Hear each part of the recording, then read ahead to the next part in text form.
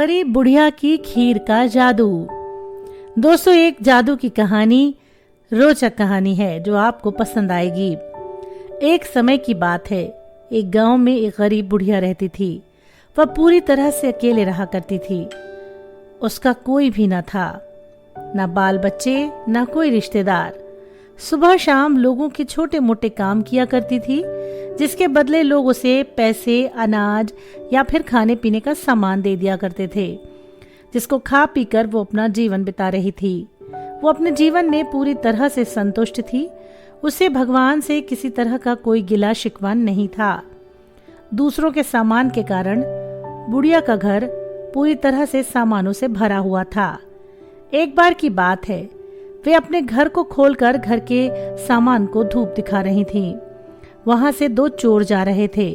जब उन्होंने देखा कि बुढ़िया के घर में तरह तरह का सामान भरा है तो उन्हें बड़ा लालच आया और वे सोचने लगे, इस घर में तो बुढ़िया अकेली रहती है, क्यों ना हम आकर इसके घर को साफ कर दें। माना कि सामान पुराना है लेकिन कुछ पैसा तो मिलेगा और ये बुढ़िया अकेला हमारा कुछ बिगाड़ भी नहीं पाएगी। चोरों ने बुढ़िया के घर को अच्छी तरीके से देख लिया, समझ लिया कि उन्हें किस तरह से इस घर की सफाई करनी है। उसके बाद चोर अपने घर वापस चले गए।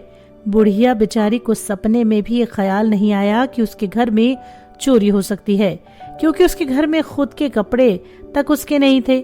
जो भी था सब गांव वालों का दिया था, जो वो अपने पास रख लेती थी। खैर, कुछ दिन बीत गए।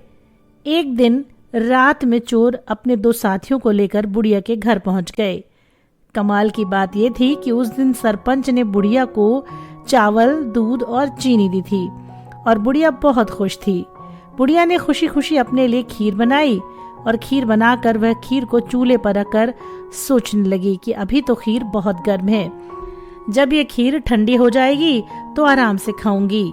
और वो अपने बिस्तर पर लेट गई और खीर के ठंडे होने के इंतजार में लेटे लेटे वो बिस्तर पर सो गई और जोर जोर से खर्राटे लेने लगी। चोर बाहर खड़े थे। बुढ़िया के खर्राटे की आवाज सुनते ही उन्होंने सोचा, चलो अब रास्ता साफ हो गया, अब हम आराम से बुढ़िया का घर साफ कर सकते हैं। वो जल्दी जल्दी आकर बुढ़िया के घर के सामान को तलाशने लगे। परंतु कमाल की बात यह थी कि उन्होंने जो देखा था वो बिल्कुल गलत था। बुढ़िया का घर सामान से तो भरा हुआ था, लेकिन वो सब कुछ टूटा फूटा था। कोई भी सामान साबुत नहीं था और जो था वो सब खराब और पुराना था।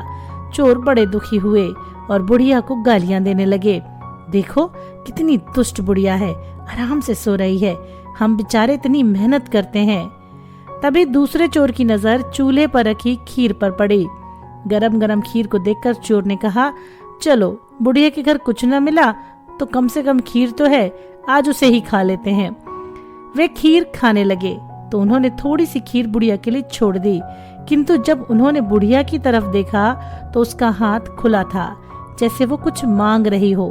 साथ ही उसका मुंह भी खुला था, जिसे देखकर चोरों ने सोचा कि बेचारी बुढ़िया लोगों से मांग मांग कर अपना जीवन बिता रही है, लगता है बहुत थक गई है और खाने के लिए खीर मांग रही है। आखिर उम्र में है तो हमारी माँ के बराबर। और बिना कुछ सोचे समझे गरम गरम खीर बुढ़िया के मुंह में डाल दी। गरम गरम मुंह में खीर पड़ते ही बुढ़िया जोर से चिल्लाई, हाय दैया, मार डाला, मार डाला, मार डाला। बुढ़िया की चीख सुनते ही चोर डर के मारे जल्दी जल्दी छुपने लगे। जिसने मुंह में खीर डाली थी वो ऊपर जाकर छिप गया, एक चारपाई के नीचे और एक चारपाई के दाईं तरफ। बुढ़िया की चीख सुनते ही गांव वाले बुढ़िया के घर आ गए और पूछने लगे कि आखिर क्या हुआ माँ जी। बुढ़िया बोली, मुझे क्या पता, ऊपर वाला जाने।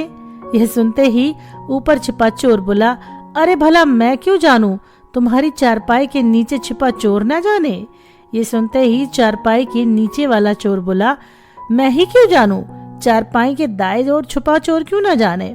और इस तरह से तीनों चोरों ने खुद का पता गांव वालों को बता दिया और फिर गांव वालों ने उन्हें पकड़कर जो उनकी पिटाई की वो तो चोर कभी भूल नहीं पाएंगे। मोरल ऑफ द स्टोरी, चोर चाहे जितनी भी कोशिश करे अपने आप को छुपाने की, लेकिन वो फिर भी पकड़ा जाता है। इसीलिए हमें कभी चोरी नहीं करनी चाहिए और ना ही अपने बच्चों को ये सीख देनी चाहिए।